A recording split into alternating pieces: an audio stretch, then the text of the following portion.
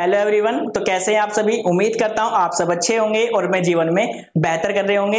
आज हम software engineering के अंदर एक नई डिजाइनिंग अप्रोच पढ़ेंगे जिसका नाम क्या है, control flow based design approach. ये क्या होती है, इसके क्या फायदे हैं और आपका control flow based design approach को किन किन मेथड के द्वारा क्या है रिप्रेजेंट किया जा सकता है, यानी कौन कौन से तरीके हैं जिनके थ्रू क्या है आप अपने कंट्रोल फ्लो अप्रोच को क्या है रिप्रेजेंट कर सकते हैं। ये सारे पॉइंट्स हम इस वीडियो के अंदर कवर करेंगे। तो चलिए वीडियो को स्टार्ट करते हैं। सबसे पहला पॉइंट कि हमें control flow based design approach क्यों पढ़नी है, इसके क्या फायदे हैं उसके तो पहले बाद में बात करेंगे। पहले जानते हैं कि ये हमें पढ़ने क्यों है। मैंने आपको बताया जैसे जैसे सॉफ्टवेयर इंजीनियरिंग का विकास हुआ तो वहां पर क्या है कुछ प्रोग्रामिंग लैंग्वेज थी, वो भी धीरे धीरे क्या हो गई डेवलप होती चली गई। सबसे जो फर्स्ट फेज थी आपकी क्या थी, अर्ली कंप्यूटर प्रोग्रामिंग। क्या थी? Early computer programming. वहां पर जितने भी कोड लिखे जाते थे सभी एक ही लैंग्वेज में लिखे जाते थे। वो कौन सी लैंग्वेज थी? आपकी असेंबली लैंग्वेज थी। ठीक है, जो असेंबली लैंग्वेज थी वो कैसी थी? आपकी लो लेवल लैंग्वेज थी। और इसका दूसरा पॉइंट क्या था, जो आपकी असेंबली लैंग्वेज थी कैसी थी? प्लेटफॉर्म डिपेंडेंट लैंग्वेज थी, यानी कि आप उसे एक जिस प्लेटफॉर्म के ऊपर बनाएंगे आपको उसी प्लेटफॉर्म के ऊपर क्या है उसको रन करना होगा, यानी कि वो किसी दूसरे प्लेटफॉर्म के ऊपर रन नहीं हो सकती थी। तो ये क्या थी? एक मेजर प्रॉब्लम थी। इस मेजर प्रॉब्लम को सोल्व करने के लिए हमने क्या किया, एक ऐसी प्रोग्रामिंग अप्रोच यानी कि एक ऐसी प्रोग्रामिंग लैंग्वेज बनाने का सोचा जो क्या हो आपकी प्लेटफॉर्म इंडिपेंडेंट हो। तो हमने क्या किया, कुछ हाई लेवल प्रोग्रामिंग लैंग्वेज बनाई। वे लैंग्वेज कैसी थी? आपकी प्लेटफॉर्म इंडिपेंडेंट थी। इसका मतलब आप उसे किसी भी एक प्लेटफॉर्म पर बनाकर किसी दूसरे प्लेटफॉर्म पर क्या है रन कर सकते हैं। ठीक है, अब जैसे जैसे क्या हुआ आपका हाई लेवल प्रोग्रामिंग लैंग्वेज का यूज बढ़ता गया तो उससे क्या हुआ, जो आपके कंप्यूटर थे उनका भी यूज क्या हो गया, ज्यादा होने लगा। जब कंप्यूटर का यूज ज्यादा होने लगा तो क्या हुआ, जो आपके प्रोग्राम्स थे उनका साइज क्या हो गया, काफी ज्यादा बड़ा हो गया। और आपके प्रोग्राम कैसे हो गए, काफी ज्यादा कॉम्प्लेक्स हो गए। अब जब प्रोग्राम का साइज भी बड़ा हो गया और प्रोग्राम ज्यादा कॉम्प्लेक्स भी हो गए तो उनको मैनेज करना भी क्या हो गया, हमारे लिए एक डिफिकल्ट टास्क हो गया। जिस कारण से हम क्या करेंगे, control flow based design approach को पढ़ेंगे। यहां पर क्या होता है, जो भी हमारे प्रोग्राम की एग्जीक्यूशन होती है उसे क्या है कंट्रोल स्ट्रक्चर के माध्यम से मैनेज किया जाता है। अब सर कंट्रोल स्ट्रक्चर कैसे है, तो कंट्रोल स्ट्रक्चर में आप ले सकते हैं आप मान सकते हैं जैसे लूप हो गया, जैसे आपके लूप्स हो गए, इफ एल्स कंडीशन हो गई, स्विच कंडीशन हो गई, ये सब आपके क्या है कंट्रोल स्ट्रक्चर्स हैं। इनके थ्रू क्या करते थे हम अपने प्रोग्राम के सीक्वेंस को क्या करते थे, मैनेज करते थे। ठीक, अब इसका पर्पस क्या था, इसका मेन पर्पस था आपके प्रोग्राम लॉजिक को क्या करना, मैनेज करना, जिससे जो आपका प्रोग्राम का लॉजिक है उसे हम इजीली क्या कर सके, मेंटेन कर सकें, फ्लेक्सिबल बना सकें और उसे एक रीडेबल फॉर्मेट में तैयार कर सकें। और सेकंड पॉइंट क्या है, यदि ऐसा यानी आपने जो अपने प्रोग्राम का लॉजिक है उसे क्या करा, आपने ठीक से मैनेज कर लिया है तो आप सही समय पर क्या है, सही इंस्ट्रक्शन क्या है वहां पर एग्जीक्यूट कर सकते हैं। ये पॉइंट भी आपको क्लियर हो गया होगा। अब sir control flow based design को हम किस किस तरीके से रिप्रेजेंट कर सकते हैं, तो यहां पर आपके दो अप्रोच हैं जिनके थ्रू क्या है आप कंट्रोल फ्लो बेस्ड डिजाइन को क्या है रिप्रेजेंट कर सकते हैं। पहला क्या रहता है आपका फ्लो चार्ट और दूसरा क्या रहता है आपका कंट्रोल फ्लो बेस्ड ग्राफ। ठीक है, इसको हम कवर करेंगे इस वीडियो के अंदर दोनों पॉइंट्स को। तो हाई लेवल लैंग्वेज के इंट्रोड्यूस के साथ, यानी कि जैसे आपके हाई लेवल लैंग्वेज का इंट्रोडक्शन हुआ, जैसे उसका क्या हुआ इंट्रोडक्शन हुआ, उसके साथ क्या हुआ कंप्यूटर का यूज जो है काफी तेजी से बढ़ने लगे। जहां पर क्या हुआ, जो आपके प्रोग्राम थे वो ज्यादा कॉम्प्लेक्स होने लगे और बड़े होने लगे। जब मैंने आपको बताया जैसे प्रोग्राम का साइज क्या हो गया, बड़ा हो गया और प्रोग्राम कैसे होगा, हमारे कॉम्प्लेक्स हो गए, तो उनको मैनेज करना भी क्या हो गया, काफी डिफिकल्ट हो गया, यानी कि मुश्किल हो गया। जिस कारण से हमने क्या किया, control flow based design approach को पढ़ा। अब ये control flow based design approach है क्या, मैंने आपको बताया जो control flow based design approach है ये क्या है, एक आपकी प्रोग्रामिंग अप्रोच है जिसमें मैंने आपको बताया जो कोड की एग्जीक्यूशन की सीक्वेंस है, यानी कि जिस सीक्वेंस में क्या करेंगे आप अपने कोड को एग्जीक्यूट करेंगे।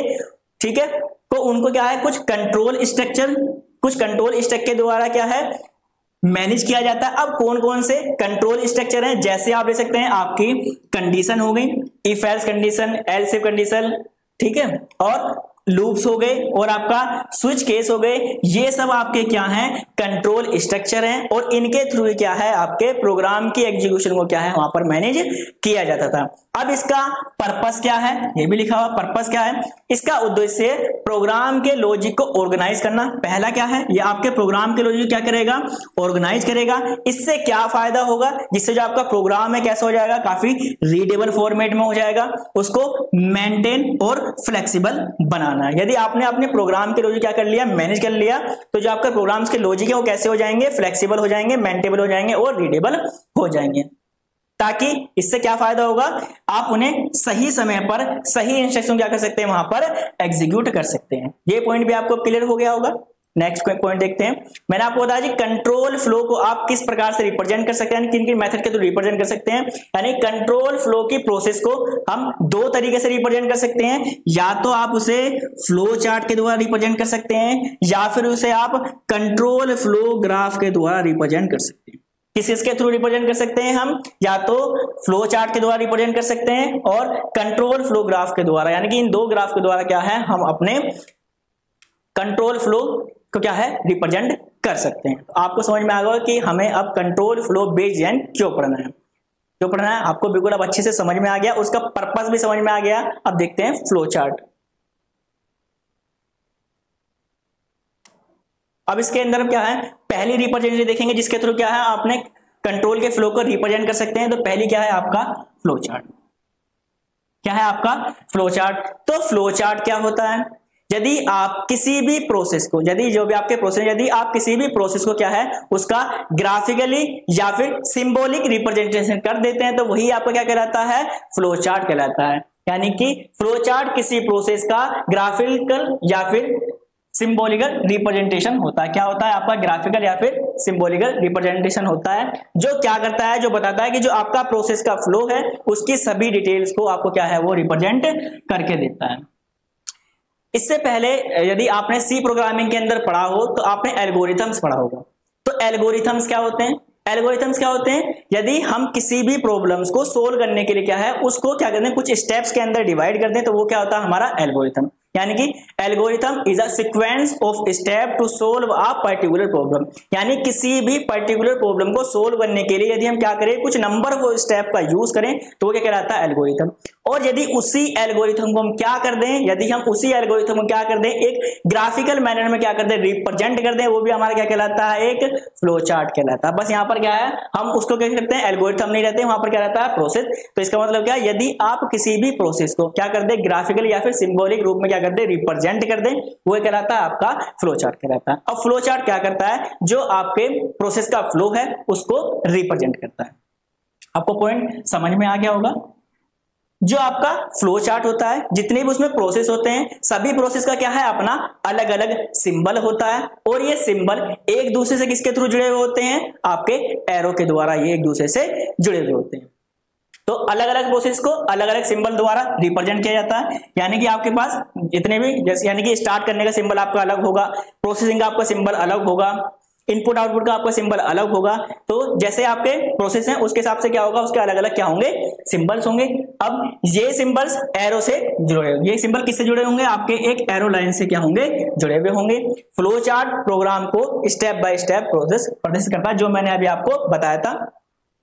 ठीक है, ये क्या है इसकी इंग्लिश में डेफिनेशन लिखी हुई है, चाहे आप किसी भी एक को प्रीफर कर सकते हैं, चाहे आप इंग्लिश में लिख सकते हैं चाहे हिंदी में। अब कौन कौन से सिंबल इसके अंदर यूज किए जाते हैं। सबसे पहला सिंबल है जिसे हम ओवल कहते हैं, या तो आप इसे ओवल के द्वारा रिप्रेजेंट कर सकते हैं, या फिर एक होता है आपका इलिप्स। क्या होता है आपका इलिप्स, आप इलिप्स के द्वारा भी रिप्रेजेंट कर सकते हैं।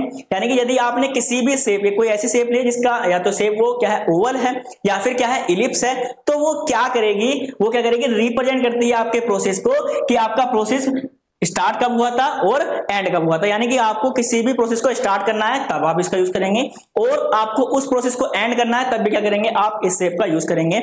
आप दोनों शेप में से किसी भी एक शेप का यूज कर सकते हैं। कुछ बुक में आपका इलिप्स दे रखा होगा और कुछ बुक में आपका ओवल दे रखा होगा। सेकंड क्या है आपका रेक्टेंगल। सेकंड क्या है रेक्टेंगल। तो रेक्टेंगल क्या करता है कि आपके प्रोसेस के अंदर जितने भी क्या होंगे प्रोसेसिंग होंगे, यदि आपको अपनी प्रोसेसिंग को रिप्रेजेंट करना है तो आप किसके थ्रू करेंगे, रेक्टेंगल के थ्रू करेंगे। ठीक है, अब यदि आपको किन्हीं भी दो प्रोसेस को क्या करना है, आपस में जोड़ना है, तो मैंने आपको बताया था किसका यूज करेंगे, आप क्या करेंगे, एक एरो का यूज करेंगे। अब क्या है, डायमंड। अब डायमंड किस लिए यूज करते हैं, डायमंड कि आपने देखा होगा कि आप इफ एल्स कंडीशन लगाते हैं कि आप एक कंडीशन देंगे यदि ए ग्रेटर देन है बी तो प्रिंट करे ए, अदरवाइज क्या करे बी। तो इस तरीके से आप कुछ कंडीशन देंगे, यानी कि जहां पर भी क्या करना होगा, आपको डिसीजन लेना होगा, वहां पर आप क्या करेंगे, डायमंड सिंबल का यूज करेंगे। ठीक है, इसके बाद नेक्स्ट आपका पैरेललोग्राम। जो पैरेललोग्राम होता है इसका यूज किस लिए करते हैं, ये पैरेललोग्राम किस लिए यूज किया जाता है, यदि आपको कोई भी इनपुट आउटपुट ऑपरेशन करना है तो आप किसे करेंगे, पैरेललोग्राम के थ्रू करेंगे। क्या करेंगे, जब भी क्या करना होगा, कोई भी आपको इनपुट आउटपुट ऑपरेशन परफॉर्म करना होगा तब आप इस सिंबल का यूज करेंगे। यदि आपको क्या करना है, कोई भी कंडीशन लगानी है तो आप क्या करेंगे, डायमंड का यूज करेंगे। यदि दो प्रोसेस को आपस में जोड़ना है तो आप क्या करेंगे, एरो का यूज करेंगे। और यदि आपको क्या करना है, किसी भी अपने प्रोसेस की क्या दिखानी है, प्रोसेसिंग दिखानी है प्रोसेस की, तो क्या करेंगे, आप रेक्टेंगल का यूज करेंगे। यदि आपको किसी प्रोसेस को स्टार्ट करना है या फिर एंड करना है तो किसके थ्रू करेंगे, आप अपने ओवल या फिर इलिप्स सिंबल के थ्रू करेंगे। तो आपको समझ में आ गया होगा कि हम फ्लो चार्ट के अंदर कौन कौन से सिंबल यूज करेंगे। अब यदि सिंबल यूज करें तो उनके नेम क्या है, आपको नेम भी समझ में आएंगे और उनकी फंक्शन क्या है, यानी कि वो किसके लिए यूज किए जाते हैं। आपको ये टेबल अब अच्छे से समझ में आ गई होगी। अब इसे एक एग्जांपल के थ्रू करते हैं। अब यहां पर एक एल्गोरिथम लिखी हुई है, write a algorithm to check a given number is odd और इवन। आपको चेक करना है कि जो आपने नंबर दिया है वो आपका सम है या फिर विषम है। आपको पता होगा यदि क्या लिखा हुआ है, ओड लिखा हुआ है, इसका मतलब क्या है, वो विषम। यदि क्या लिखा हुआ है वहां पर इवन लिखा हुआ है तो वो क्या है, आपका सम। तो पहले तो आपको पता होना चाहिए कि ओड किसे कहते हैं और इवन किसे कहते हैं। यानी कि जो भी नंबर क्या होगा, यदि आपने कोई नंबर लिया है और यदि आप उस नंबर को 2 से डिवाइड करें, ठीक है, 2 से डिवाइड करने पर जो आपका रिमाइंडर है वो क्या बचे, 0 बचे, तो आप क्या कह सकते हैं, वो नंबर कैसा है, आपका इवन है। तो याद रखेंगे, मान लीजिए 4 है, जब 4 को आप 2 से डिवाइड करेंगे, ऐसे आप समझ लीजिए, आप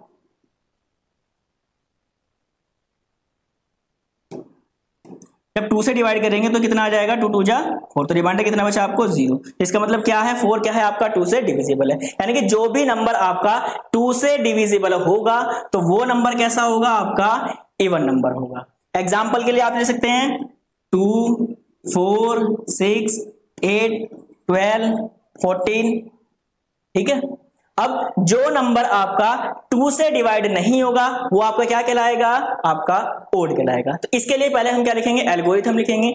एल्गोरिथम में आपका स्टेप नंबर 1 क्या है, आपका स्टेप नंबर 1 क्या करेंगे, स्टार्ट। तो स्टार्ट सिंबल के लिए मैंने आपको क्या बताया था कि या तो आप ओवल का यूज कीजिए या फिर इलिप्स का यूज कीजिए। ये क्या है, आपका स्टार्ट, तो ठीक है। इसके बाद क्या है, step number 2 input the number. आप क्या करेंगे, इनपुट करेंगे नंबर को। जब इनपुट करेंगे आपको किसी भी नंबर को, तो मैंने आपको बताया था कि जब भी क्या करना होगा, आपको कोई भी प्रोसेसिंग करनी होगी तो आप क्या करेंगे, जब आपको प्रोसेसिंग करनी होगी तो आप रेक्टेंगल का यूज करेंगे। लेकिन यदि आपको कोई भी इनपुट आउटपुट करना तो आप क्या करेंगे, पैरेललोग्राम को वहां पर यूज करेंगे। तो यहां पर हम सेकंड किसका यूज करेंगे, अब पैरेललोग्राम का यूज करेंगे, ठीक है। यहां पर क्या लिख देंगे, इनपुट नंबर, ठीक है। आपने इनपुट को नंबर भी चेक कर दे दिया। अब आपने स्टेप नंबर 3 में क्या लिखा, if number is divisible by 2। ये क्या है, आपकी कंडीशन है। तो मैंने आपको बताया था कि आप कंडीशन के लिए क्या करेंगे, डायमंड सिंबल का यूज करेंगे। किसका यूज करेंगे, डायमंड सिंबल का यूज करेंगे। क्या करेंगे, यदि जो आपका नंबर है वो डिविजिबल है किससे, 2 से, तो या तो नंबर वो डिविजिबल होगा या फिर नहीं होगा। तो यहां पर 2 बना लेते हैं कि देखो यदि नंबर 2 से डिविजिबल नहीं होगा तो क्या होगा, फिर से हम पैरेललोग्राम का यूज करेंगे, क्योंकि हम क्या करेंगे, यहां पर कुछ आउटपुट को डिस्प्ले करेंगे कि यदि वो नंबर 2 से डिविजिबल नहीं है तो क्या होगा, वो आपका ओड होगा, ठीक है। यदि है, यदि वो नंबर आपका 2 से डिविजिबल है तो वो नंबर आपका क्या होगा, वो आपका नंबर क्या होगा, इवन होगा। आपको समझ में आ गया होगा ये क्या है, हमने इसका फ्लो चार्ट बना दिया। क्या है आपका स्टार्ट। अब एक क्या बचा आपका, इसे हम क्या बना लेते हैं, एंड। अब ये क्या है आपका नो, और ये क्या है आपका, आपको फ्लो चार्ट बनाना बिल्कुल सरल लग रहा होगा, आपको एकदम बनाना समझ में भी आ गया होगा। सबसे पहले क्या करना है, जो भी आपको एल्गोरिथम दी होगी उसके लिए पहले आप कुछ स्टेप्स लिखेंगे। सबसे जैसे जैसे यहाँ पर स्टेप लिखे उसके थ्रू ही मैंने क्या है इसको डिजाइन किया है। सबसे पहला स्टेप मेरा क्या है, स्टार्ट। तो स्टार्ट के लिए मैंने आपको बताया था आप इलिप्स का यूज करेंगे। फिर क्या है, इनपुट द नंबर। मैंने आपको बताया था इनपुट करना हो या फिर आउटपुट करना हो तो आप क्या करेंगे, पैरेललोग्राम का यूज करेंगे। तो मैंने यहाँ पर एक पैरेललोग्राम का यूज कर लिया। यहाँ पर क्या कर रहा है, आपको इनपुट को डिस्प्ले कर रहा है, ठीक है। अब इसके बाद if number is divisible by 2, इसका मतलब क्या है, कंडीशन है। तो कंडीशन के लिए मैंने आपको क्या बताया था, आप डायमंड का यूज करेंगे। तो यहाँ पर हमने क्या कर लिया, डायमंड का यूज कर लिया। अब जब हमने कंडीशन लगाए, या तो कंडीशन में ट्रू होगी या फिर फॉल्स होगी, ठीक है। यदि कंडीशन क्या है, ट्रू है, यदि कंडीशन ट्रू है तो क्या करेगा, वो बता देगा नंबर क्या है आपका, इवन है। इसका मतलब वो दो नंबर 2 से डिवाइड हो रहा है, तो इसका मतलब क्या है, इवन। यदि नंबर 2 से डिवाइडेबल नहीं होगा तो क्या होगा, ओड होगा। तो हमने 2 पैरेललोग्राम का फिर से यूज कर लिया है। और जब भी किसी को स्टार्ट करेंगे फ्लो चार्ट को तो उसका एंड भी होगा, तो हमने उसको एंड कर दिया। एंड फिर से किससे, मैंने किससे किया है, आपका इलिप्स से किया है, ठीक है। अब आपको इसका फ्लो चार्ट बिल्कुल अच्छे से समझ में आ गया होगा। अब एक एग्जांपल और देखते हैं जिससे आपको ये पॉइंट बिल्कुल अच्छे से क्लियर हो जाए कि आपको फ्लो चार्ट कैसे बनाया जाता है। अब यहां पर क्या है कि आपको चेक करना है कि आपके पास कोई 2 नंबर हैं और आपको चेक करना है क्या जो आपका नंबर 1 है, यानी कि जो आपकी वैल्यू a है, क्या वो ग्रेटर देन है b से। यदि है तो फिर से आपको या तो a प्रिंट करना होगा फिर b प्रिंट करना होगा। तो यहां पर सबसे पहले स्टार्ट सिंबल है, तो आप क्या करेंगे, एक स्टार्ट सिंबल हमने लगा लिया। ये क्या, हमने एक इलिप्स का यूज कर लिया, फिर एक एरो का यूज कर लिया। इसके बाद इनपुट द नंबर, कौन कौन से नंबर, आप क्या करना होगा, आपको a एंड b को क्या करना होगा, यहाँ पर अब इनपुट देना होगा, ठीक है। तो क्या लेंगे, जब हम किसी भी क्या करते हैं इनपुट लेते तो हम क्या करते हैं, फिर से एक पैरेललोग्राम का यूज करते हैं। तो पैरेललोग्राम का यूज करेंगे। पैरेललोग्राम आपको कुछ इस तरीके से होता है। आपने क्या बना लिया, एक पैरेललोग्राम बना लिया। यहाँ पर क्या है, इनपुट, क्या करेंगे, a एंड b को आपने क्या कर लिया, यहाँ पर इनपुट कर लिया। अब check a is greater than b, तो ये क्या है, फिर से आपकी क्या है, एक कंडीशन है। तो कंडीशन के लिए क्या करेंगे, हम डायमंड सिंबल का यूज करेंगे। तो हम पहले क्या बनाएंगे, एक डायमंड सिंबल का यूज करेंगे। और डायमंड सिंबल में क्या चेक करेंगे, क्या आपकी a की वैल्यू ग्रेटर देन है b से। अब या तो ये कंडीशन यस होगी, ठीक है, या ये कंडीशन नो होगी। चलो फिर से पीछे की तरह बनाते हैं जिससे आपको और ज्यादा समझ में आ जाए। या तो क्या होगी, ये नो होगी, मैंने पहले यहां पर नो लिखा था, ये क्या होगा फिर यहां पर यस, ठीक है। यदि a बड़ा नहीं है किससे, b से, तो इसका मतलब ग्रेटर कौन है, इसका मतलब क्या होगा, आपका ग्रेटर कौन होगा, आपका b होगा। तो जब मैंने बताया था आपको इनपुट या फिर आउटपुट जब भी रिप्रेजेंट करना हो आप क्या करेंगे, पैरेललोग्राम का यूज करेंगे, पैरेललोग्राम का, ठीक है। अब यहाँ पर क्या है, a ग्रेटर देन b नहीं है, यदि होगा तो नीचे जाएंगे, यदि नहीं होगा तो हम इधर आएंगे। तो यदि मान लेते हैं कि यहाँ पर हमारा जो a की वैल्यू है वो क्या है, छोटी है किससे, b से, तो हम इधर आ गए, नो है इसका मतलब। तो यहाँ पर क्या लिख देंगे हम, b इज ग्रेटर। अदरवाइज यहां पर हम क्या करेंगे, यहां पर a इज ग्रेटर और क्या कर देंगे, अपने प्रोसेस क्या कर देंगे, यहां पर एंड कर देंगे। मान लीजिए यहां पर मैं एग्जांपल के लिए आपको बता रहा हूं, जो एग्जांपल हम ले रहे हैं उसमें a की वैल्यू कितनी है आपकी 10 है एंड b की वैल्यू कितनी है आपकी 8 है। इसके लिए हमने फ्लो चार्ट बनाया। तो पहले हमने क्या करा, अपने फ्लो चार्ट को स्टार्ट किया। तो स्टार्ट किससे किया, अपने इलिप्स से। तो ये क्या है आपका स्टार्ट। तो आपने क्या कर लिया, पहले अपने सिंबल को स्टार्ट कर लिया इलिप्स के थ्रू। फिर आपने क्या किया, वहां पर इनपुट करने थे हमें a एंड b की वैल्यू। तो हमने a एंड b की वैल्यू यहाँ पर इनपुट कर ली, कितनी है 10 और ये कितनी है आपकी 8, ठीक है।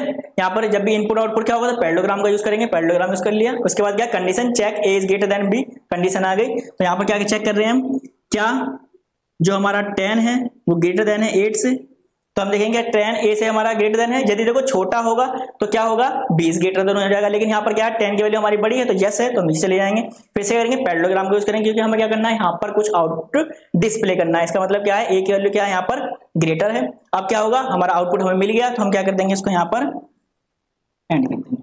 तब आपको समझ में आ गया होगा कि आपका फ्लो चार्ट है क्या, फ्लो चार्ट क्या होता है? आपका किसी भी प्रोसेस का ग्राफिकल या फिर सिंबॉलिक रिप्रेजेंटेशन होता है, जो आपके प्रोसेस फ्लो को जितनी भी डिटेल है आपको सब प्रोवाइड कराता है। ठीक है, कौन कौन से सिंबल यूज करते हैं मैंने आपको सिंबल टेबल के थ्रू बता दिया। अब इसे एग्जाम्पल के थ्रू कैसे करते हैं मैंने आपको ये बता दिया। अब देखते हैं नेक्स्ट क्या है, इसके एडवांटेज क्या है।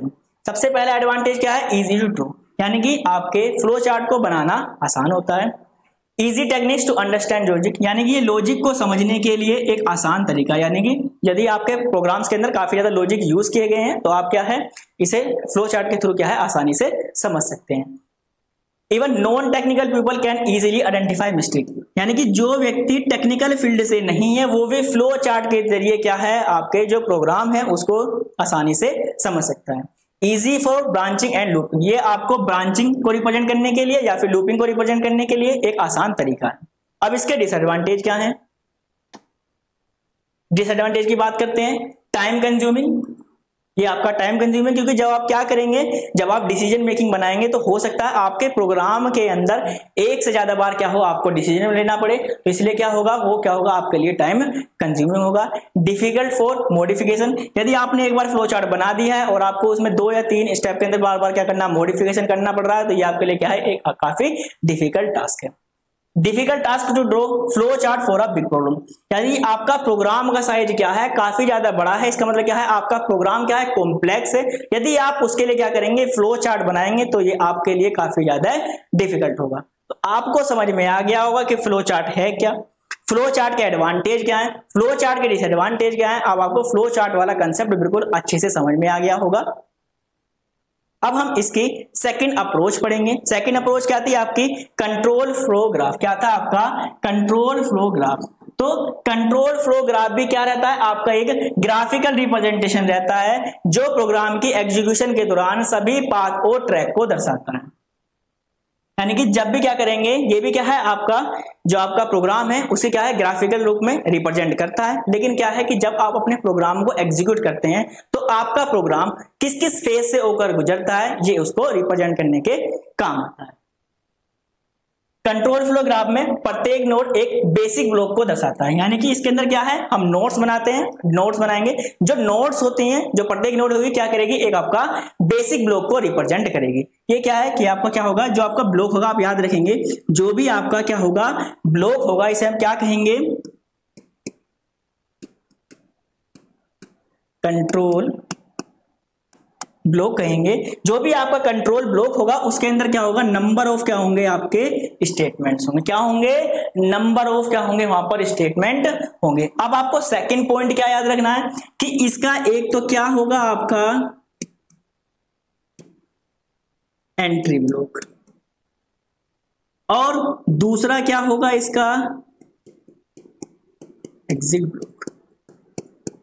ठीक है, जो आपका कंट्रोल ब्लॉक होगा उसके अंदर मेन 2 ब्लॉक तो होंगे ही। पहला ब्लॉक आपका एंट्री ब्लॉक, दूसरा क्या होगा आपका एग्जिट ब्लॉक। एंट्री ब्लॉक कि आपके जो प्रोग्राम है उसकी एग्जीक्यूशन कहां से स्टार्ट हुई है और वो एग्जीक्यूशन कहां पर खत्म होगी, तो ये क्या होगा आपकी एंट्री को बताएगा और क्या बताएगा उस प्रोग्राम के एग्जिट को रिप्रेजेंट करेगा।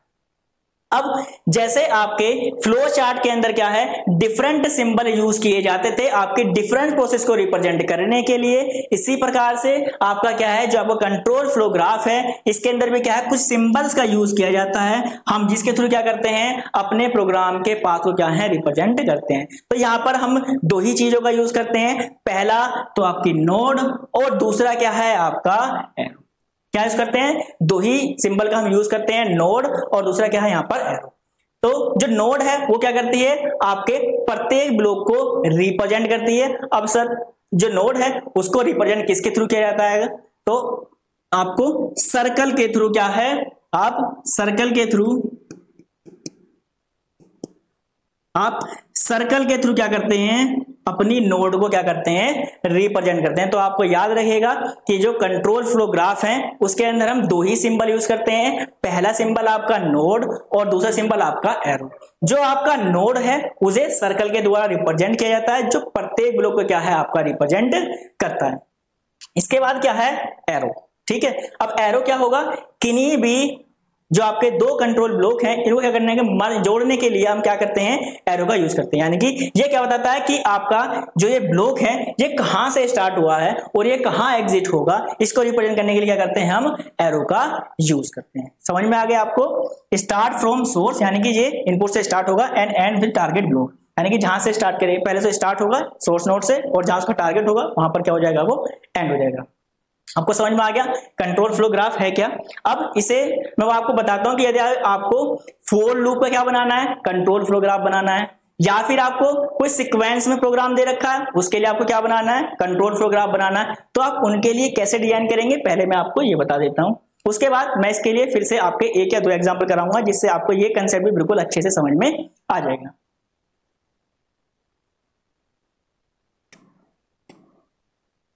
तो मान लीजिए क्या है, जो आपका डेटा है, जो आपका डेटा है वो कैसा है, आपका सीक्वेंस के अंदर दिया हुआ है। ठीक है, मान लीजिए आपकी 1 2 3 एंड 4 ये क्या है, आपकी स्टेप दे रखे हैं। ये क्या है, आपके स्टेप दे रखे हैं, स्टेप 1 स्टेप 2 स्टेप 3। इन्हें क्या है, आपको अपने प्रोग्राम के अंदर एक सीक्वेंस में एग्जीक्यूट करना है और यहाँ पर जो आपको सीक्वेंस में एग्जीक्यूट करना है उसके लिए आपको कोई भी यहाँ पर लूपी कंडीशन या फिर इफ एल्स कंडीशन या फिर स्विच केस कुछ भी यूज नहीं किया गया, केवल आपको सिंपल स्टेटमेंट प्रिंट करनी है। तो आप उसके लिए कंट्रोल फ्लो ग्राफ कैसे बनाएंगे, तो मैंने आपको बताया था इसके अंदर क्या यूज करते हैं, हम नोड का यूज करते हैं, जो क्या करती है आपकी प्रत्येक ब्लॉक को रिप्रेजेंट करती है। इसके अंदर कितने ब्लॉक हैं, हमारे पास 4 ब्लॉक हैं, 4 बार प्रिंट होगा। तो हम क्या करेंगे, पहला ब्लॉक बनाएंगे यानी कि पहली नोड बनाएंगे, इसके बाद दूसरी नोड बनाएंगे, इसके बाद तीसरी बनाएंगे, उसके बाद चौथी बनाएंगे। ये क्या है आपकी फर्स्ट, ये क्या है आपकी सेकंड, ये क्या है आपकी थर्ड, ये क्या है आपकी फोर्थ। आप इस तरीके से रिप्रेजेंट कर सकते हैं।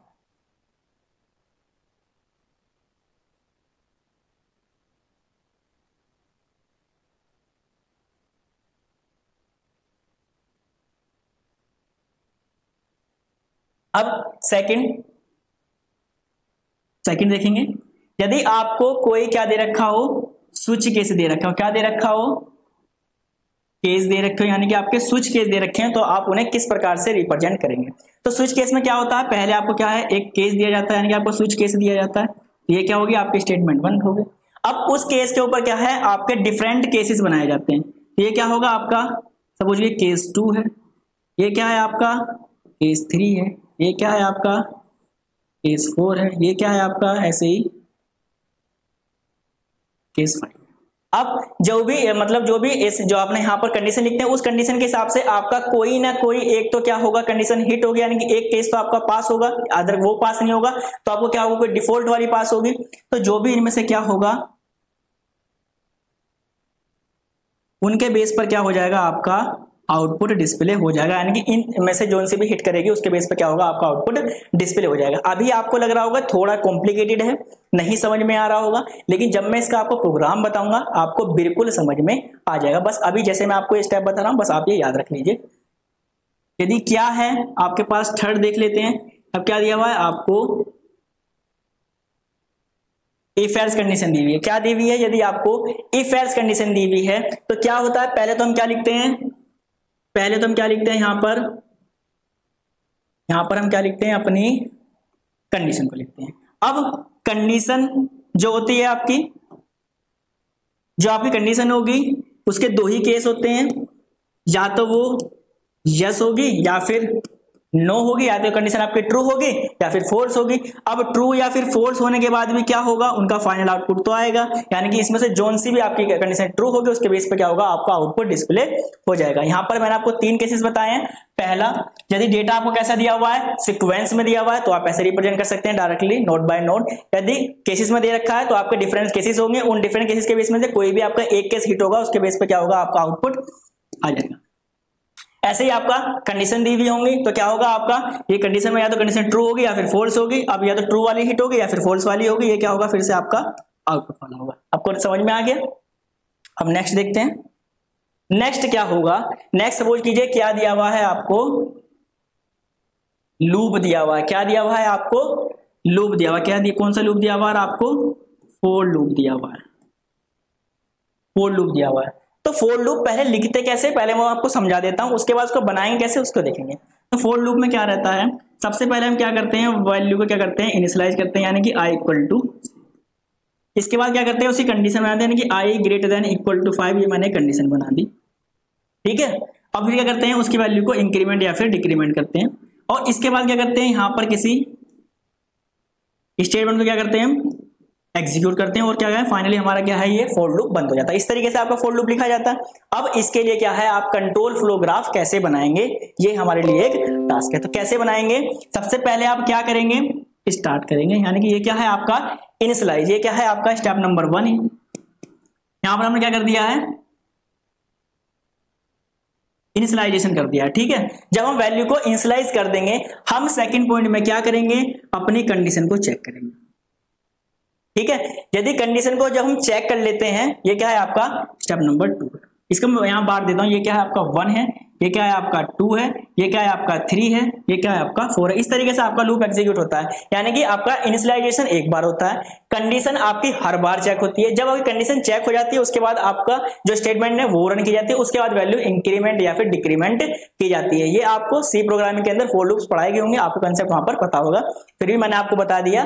पहले क्या होता है, केवल एक बार ही वैल्यू को इनिशियलाइज किया जाता है और कंडीशन को बार बार चेक किया जाता है। जब आपकी कंडीशन हिट हो जाती है, यानी कि ट्रू होती है, तो आपका पहले स्टेटमेंट एग्जीक्यूट होती है, उसके बाद उसकी वैल्यू क्या होती है, इंक्रीमेंट या फिर डिक्रीमेंट होती है। ऐसे ही मैंने किया है, यहां पर पहले वैल्यू को इनिशियलाइज किया है, सेकंड में मैंने क्या किया है, उसकी कंडीशन को चेक किया। ये क्या है हमारी, ये क्या है हमारी कंडीशन, ठीक है। अब थर्ड हम क्या करेंगे, स्टेटमेंट को रन करेंगे, ये हमारा क्या हो जाएगा थर्ड, ये क्या है हमारी एसटीएमटी। देखिए यदि क्या हो गया कि जो हमारी कंडीशन है, यदि जो हमारी कंडीशन है वो क्या हो गई, हिट हो गई, यदि क्या है जो हमारी कंडीशन है क्या है वो फिर से क्या हो गई, प्रिंट कर दिया, फिर हम क्या करेंगे, इंक्रीमेंट और डिक्रीमेंट करेंगे, और इंक्रीमेंट डिक्रीमेंट करने के बाद क्या करेंगे, ये क्या है फोर्थ हमारा, ये क्या है हमारा इंक्रीमेंट, ठीक है। जब हम उसका इंक्रीमेंट करेंगे, इंक्रीमेंट करने के बाद क्या करेंगे, फिर से क्या करेंगे, हम अपनी कंडीशन को चेक करेंगे, फिर से क्या करेंगे, हम अपनी कंडीशन को चेक करेंगे, और जब तक कंडीशन हमारी क्या होती रहेगी, ट्रू होती रहेगी, इस तरीके से हम अपनी वैल्यू को प्रिंट करते रहेंगे। और लास्ट में क्या होगा, मान लीजिए क्या है, कंडीशन आपकी क्या हो जाती है, फेल हो जाती है, तो हम क्या कर जाएंगे, यहां पर डायरेक्टली एग्जिट कर जाएंगे। तो ये क्या होगी, हमारी फिफ्थ स्टेटमेंट होगी, जहां पर हम क्या कर देंगे, एग्जिट। तो सर ये चलेगा कैसे, इसको मैं आपको समझा देता हूं, ये चल कैसे रहा है। कैसे चल रहा है कि पहले आई की वैल्यू क्या है आपकी 0 है, और कंडीशन क्या है आपकी i greater than equal to 5। तो किस किस के लिए चलेगा, तो पहले i की वैल्यू 0, ठीक है। क्या i छोटा है 5 से, आप कहेंगे यस, तो क्या होगा, पहले यहां पर आएगा, फिर स्टेटमेंट को प्रिंट कर देगा, किसको प्रिंट कर देगा, सपोज करिए यहां पर आपने i को ही प्रिंट किया, तो i की वैल्यू क्या हो जाएगी आपकी 0 प्रिंट हो जाएगी। अब फिर क्या होगा, फिर से इंक्रीमेंट होगा, i की वैल्यू क्या हो जाएगी, बढ़ जाएगी। इसका मतलब यहाँ पर 1 भी प्रिंट होगा, 2 भी प्रिंट होगा, 3 भी प्रिंट होगा, 4 भी प्रिंट होगा, और जब 5 होगी तो क्या i की वैल्यू बराबर या फिर 5 है, तो क्या है ये 5, यानी कि 5 आएगी, तो इसका मतलब क्या होगा, 5 भी क्या हो जाएगा, प्रिंट हो जाएगा। लेकिन जैसे ही इस टाइम पे नेक्स्ट टाइम पे क्या होगा, i की वैल्यू क्या होगी आपकी 6 होगी, i की वैल्यू क्या होगी आपकी यहाँ पर 1 पे भी चलेगा, इसके बाद ये 2 पर भी चलेगा, 3 पर भी चलेगा, 4 पर भी चलेगा, 5 पर भी चलेगा। लेकिन जैसे क्या होगी, i की वैल्यू 6 होगी, तो ये चेक करेगा क्या i, ये वाली कंडीशन चेक करेगा, क्या आपका 6 ग्रेटर देन इक्वल टू 5, क्या आपका जो 6 है वो 5 के बराबर या फिर उससे बड़ा है, तो क्या कहेंगे आप, कंडीशन फोर्स। तो कंडीशन फोर्स में क्या फिर से एग्जीक्यूट रन करेंगे, नहीं, क्या हो जाएंगे वहां पर आप एग्जिट, क्या निकल जाएंगे, डायरेक्टली यहां से बाहर निकल जाएंगे। तो आपको समझ में आ गया होगा फॉर लूप के लिए क्या है, कंट्रोल फ्लो ग्राफ आप कैसे बना सकते हैं। अब देखते हैं कि सर लूप तो हमारे पास और भी होते हैं, तो सर आप वाइल लूप का बता दीजिए। अगर वाइल लूप होगा तब क्या होगा, सर जो वाइल लूप यदि आपको दिया हुआ है तो वाइल लूप को हम किस प्रकार से एग्जीक्यूट करेंगे, सर ये बताइए। तो वाइल लूप में क्या होता है कि जैसे हम क्या कर लेते हैं, उसे स्टार्ट करेंगे, सबसे जो हमारा स्टार्ट होगा, ये हमारा क्या हो गया, हमने वैल्यू को इनिशियलाइज कर दिया और हमने क्या किया, कंडीशन को चेक कर। हम क्या करेंगे, यहाँ पर जो आपका फर्स्ट है, यहाँ पर क्या करेंगे, अपनी कंडीशन को चेक करेंगे। यदि हमारी कंडीशन ट्रू होगी तो यहाँ पर हम 2 के अंदर जाएंगे, और जो भी हमारी स्टेटमेंट दे रखी होगी हम उसे क्या करेंगे, एग्जीक्यूट करेंगे। अगर उसके बाद क्या होता है, फिर से वहां पर इंक्रीमेंट वगैरह होगा, फिर से हम कंडीशन क्या करेंगे, वहां पर जाके फिर से चेक करेंगे क्या कंडीशन अब भी ट्रू है। यदि कंडीशन ट्रू रहेगी तो फिर से एग्जीक्यूट हो जाएगी, अदरवाइज क्या होगा, यदि क्या है आपकी कंडीशन फॉल्स है तो आप क्या कर जाएंगे, डायरेक्टली एग्जिट कर जाएंगे। ये क्या है आपका एग्जिट फेज, ये क्या है आपकी कंडीशन नंबर 3। तो अब आपको समझ में आ गए होंगे सभी, ठीक है। अब देखते हैं कि सर आप इसे अब एक किसी एग्जाम्पल के थ्रू समझा दीजिए, यदि आपसे एग्जाम में पूछा जाता है तो आप उसे किस तरीके से बना सकते हैं। तो चलिए इसके लिए फिर वही से मैंने आपको कहा कि यदि आपको कोई नंबर दिया हुआ आपको चेक करना है कि नंबर वो इवन है या फिर ओड है। ठीक है, तो सबसे पहले आप क्या करेंगे, इनपुट लेंगे। सबसे पहले आपका क्या है यहाँ पर इनपुट है, तो आपने क्या नंबर यहाँ पर देखें, यहाँ पर नंबर 1, ये किसके लिए आपने लिया है, आपने इनपुट के लिया है।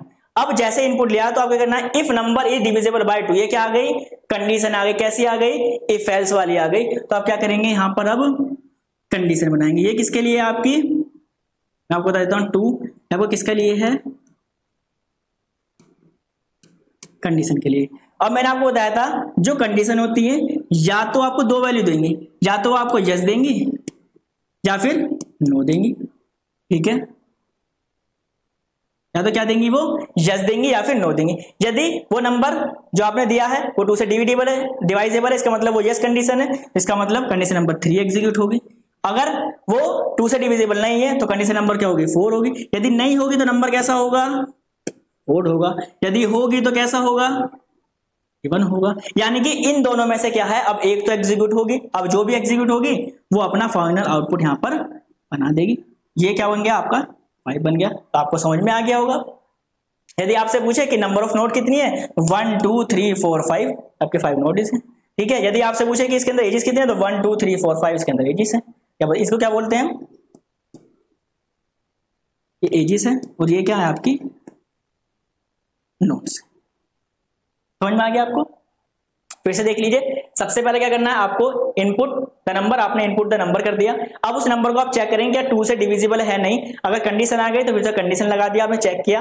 अगर यस होगी तो इवन होगा, नो होगी तो ओड होगा। अब इन दोनों में से एक तो एग्जीक्यूट होगी, यानी कि नंबर या तो इवन या फिर ओड कुछ तो होगा ही। यदि मैं आपको नंबर दे दूं 5, भाई या तो ये नंबर इवन है या फिर ओड है, यानी कि इन दोनों में से एक तो चलेगा। ये नंबर कैसा है आपका, ओड है, तो ओड पे किस पे जाएंगे, 4 पे। 4 पे जाने के बाद अपना ओड यहाँ पर डिस्प्ले हो जाएगा। यदि मैं नंबर देता आपको 6, तो ये भी नंबर क्या होगा, ओड या इवन तो होगा ही। आपको दिखाई दे रहा है ये नंबर कैसा है आपका, इवन। इसका मतलब क्या होगा, इस बार ये वाली कंडीशन हिट होगी और ये वाला आउटपुट डिस्प्ले हो जाएगा। तो आपको समझ में आ गया होगा। इस प्रकार से फिर से एक और नेक्स्ट एग्जांपल लेते हैं कि आपको 2 वैल्यू के बीच में चेक करना है कि कौन सी वैल्यू बड़ी है। फिर से आप क्या करेंगे, सबसे पहले क्या करेंगे, अपनी वैल्यू यानी क्या करेंगे, नंबर एंटर करेंगे, कौन सा आपका ए एंड। और जब आपने ए एंड बी एंटर कर लिया, फिर से क्या है यहाँ पर, check A is greater than B. फिर से क्या आ गया, कंडीशन आ गई। तो कंडीशन क्या आ गई, 2। भाई 2 ही कंडीशन होंगी कि जो आपकी ए जो होगा या तो ग्रेटर देन बी होगा या फिर नहीं होगा। अगर होगा, यदि होगा तो यस, ये होगा तो नो। यदि यस है तो इसका मतलब क्या है, यहां पर ए इज